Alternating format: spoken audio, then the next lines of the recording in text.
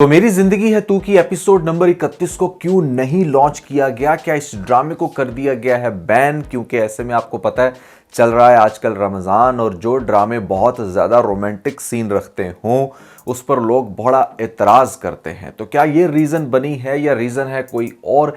किस वजह से इसकी लेटेस्ट एपिसोड को नहीं लॉन्च किया गया और कब लॉन्च किया जाएगा, किस टाइम लॉन्च किया जाएगा, इन सभी क्वेश्चंस के आंसर तो मैं दूंगा।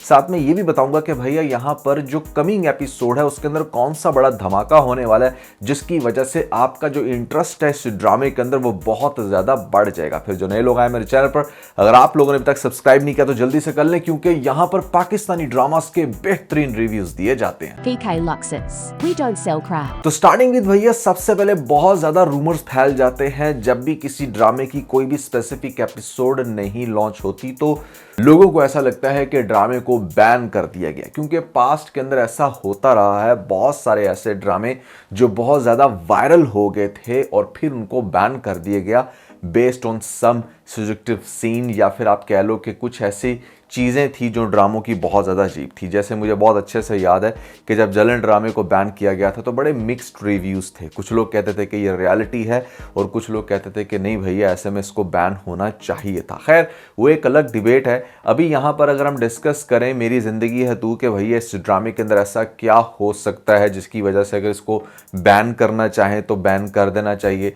मेरा नहीं ख्याल कि इसके अंदर फ़िलहाल कुछ भी ऐसा दिखाया गया। हाँ, वो अलग बात है कि भैया जिस टाइप का कैरेक्टर आयरा का दिखाया गया है कि जैसे वो उसको अपने इशारों पर नचाने की शुरू में कोशिश करती रही है, लेकिन अब यहाँ पर जो आगे से हमारा कैरेक्टर दिखा दिया गया है कामयार, वो भी कुछ कम नहीं कर रहा। वो जितना अच्छा लग रहा था शुरू में, आई थिंक गर्ल्स का बड़ा वो प्रिंस चार्मिंग बन गया था, एक ऐसा इंसान बन गया था, एक ऐसा कैरेक्टर जो कि वो अपनी रियल लाइफ में तलाश करने की कोशिश करती हैं। तो अब उनको भी नज़र आ गया कि भैया अगर इस तरह के साइको जो कि शुरू में बड़ा आपकी गली के कॉर्नर पर खड़े रहेंगे या फिर फ्लावर्स लेके आपके घर के बाहर, वो आगे जाकर क्या कुछ कर सकते हैं। क्योंकि अगर उसकी साइको वहाँ पर आपको बहुत अच्छी लग रही है तो आगे जाकर बहुत बुरी भी लग सकती है, जब फॉर नो रीज़न वो आपके साथ किसी भी छोटी बात का इतना बड़ा कॉन्फ्लिक्ट बना सकता है। जैसे आपने देखा कि आजकल कामयार का एक ही मसला बना हुआ वो ये कि भैया आखिर क्यों इसने मेरी उस गलत वीडियो के ऊपर गलत यकीन कर लिया, क्यों नहीं इसने ये सोचा कि भैया ऐसे में वीडियो AI जनरेटेड हो सकती है,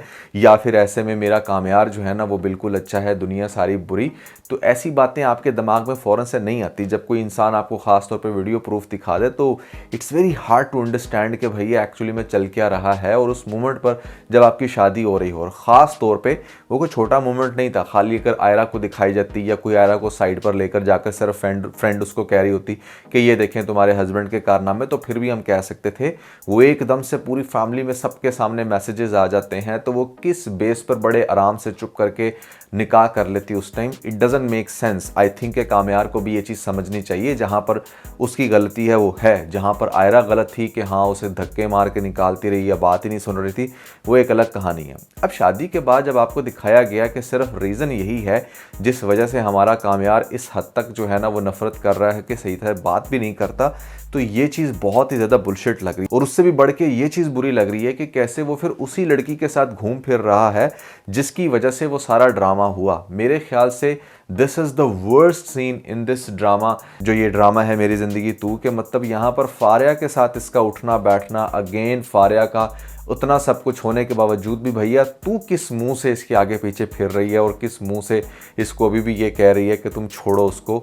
वो तुम्हें ऑलमोस्ट मार चुका था अगर वो गोली जो है ना वो सही में जहर की होती। और उसके अलावा जिस हद तक मेरे ख्याल से फारिया ने उसको तंग किया या फारिया की वजह से वो सारा कुछ हुआ, तो कामयार का ये सारा बिहेवियर फारिया के साथ होना चाहिए था। आयरा के साथ इस हद तक नफरत के मतलब उससे बात नहीं कर रहा, दैट इज़ रियली स्टूपिड। खैर सबसे पहले मैं आपके इस क्वेश्चन का आंसर कर देता हूँ जो कि लोगों को लग रहा है कि ड्रामा बैन हो गया। तो भैया ड्रामा बैन नहीं हुआ। आपको पता है कि हर रमज़ान के अंदर ही यहाँ पर कुछ ऐसे रमज़ान ट्रांसमिशंस होते हैं जिनको प्राइमरी टाइम पर दिखाना बड़ा ज़रूरी होता है। 8 बजे जब वो लगेंगे और डेली बेसिस पर लगेंगे तो किसी भी मेन स्ट्रीम मीडिया का जो बड़ा टॉप हिट ड्रामा होता है वो अपनी जगह नहीं बना पाता, क्योंकि अगर उस टाइम पर कोई एक स्पेसिफिक चैनल जो है वो अपना बेस्ट ड्रामा भी चला दे और बाकी बैठकर ट्रांसमिशन चलाएंगे तो उनको अल्टीमेटली कवरेज ज़्यादा मिलेगी, उनकी TRP चैनल की ज़्यादा होगी, वहाँ पर ऐड ज़्यादा चलेंगे। क्योंकि लोग, आपको पता है, रमज़ान में माशाल्लाह से अल्ट्रा शरीफ होते हैं और ऐसे में वो किसी भी तरह का फ़जूल कंटेंट नहीं कंज्यूम करना चाहते, स्पेशली जो थोड़ा सा रोमांटिक हो।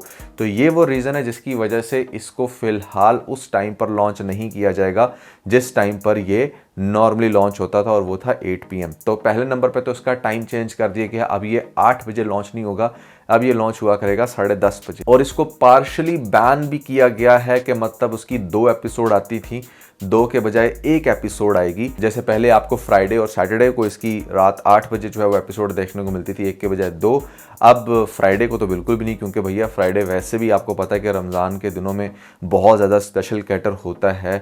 It's a pure religious day for all Muslims, तो उस दिन तो बिल्कुल भी नहीं इसको लॉन्च किया जा रहा, उस दिन के लिए बैन है। हाँ, जो सैटरडे है, सैटरडे को रात 10:30 बजे इसकी एपिसोड लॉन्च होगी। तो यानी कि जो कल दिन गुजरा फ्राइडे वाला, तो फ्राइडे को इस वजह से इसकी एपिसोड नहीं लगी।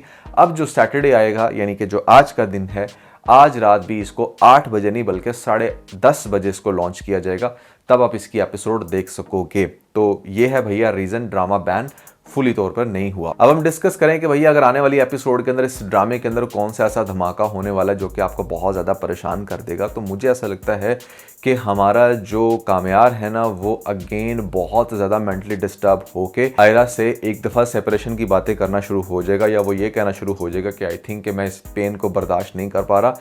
ठीक है, तुमने एक स्टेप ज़रूर लिया मेरे साथ एडजस्ट करने के लिए, लेकिन पता नहीं क्यों मेरी जो, अब कह लो कि ईगो है ना, वो इस चीज़ को अलाउ नहीं कर रही कि मैं तुम्हें बर्दाश्त करूं। तुमने मुझे इतने बुरे तरीके से धुतकारा, एक दफ़ा नहीं बार बार धुतकारा।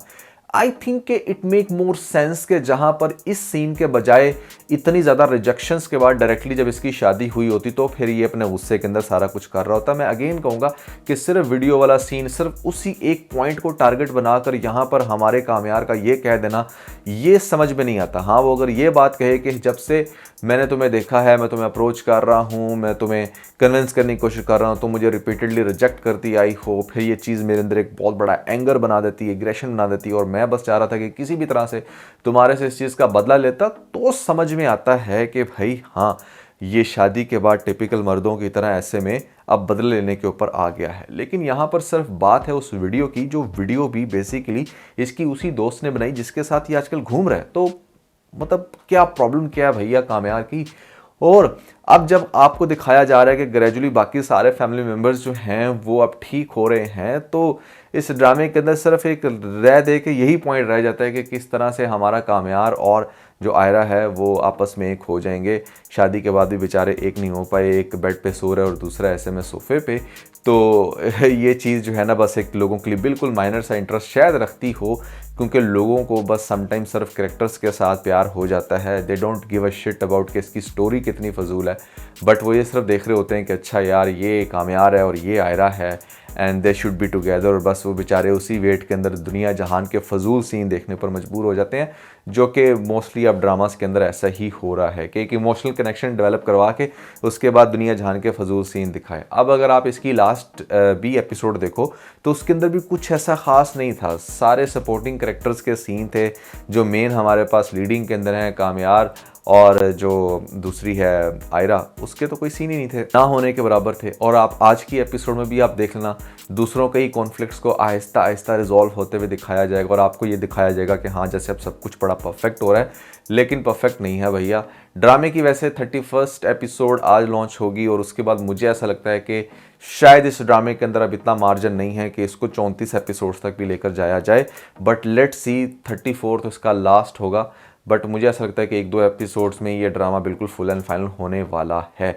ये भी हो सकता है कि आपको चूंकि रमज़ान के अंदर एक ही एपिसोड दिखाई जा रही है तो वो ज़रा थोड़ी सी मेगा एपिसोड हो और उसकी जो लेंथ है वो अच्छी हो और आपको ज़रा ज़्यादा कंटेंट देखने को मिले, स्पेशली अगर इनके पास कोई और ड्रामा बिल्कुल रेडी टू लॉन्च हो। क्योंकि फ़िलहाल रमज़ान के अंदर जो ड्रामे लॉन्च होने थे, जो सीक्वेंसेस बनने थे वो तो बन गए हैं, उसके अलावा मज़ीद ड्रामे, नए ड्रामे जो अब लॉन्च होंगे वो अब ईद के बाद ही होंगे। तो ये है भैया ओवरऑल सिनेरियो और ये है सीन जिसकी वजह से आपको मेरी ज़िंदगी तू की लेटेस्ट एपिसोड देखने को नहीं मिली, आज मिल जाएगी।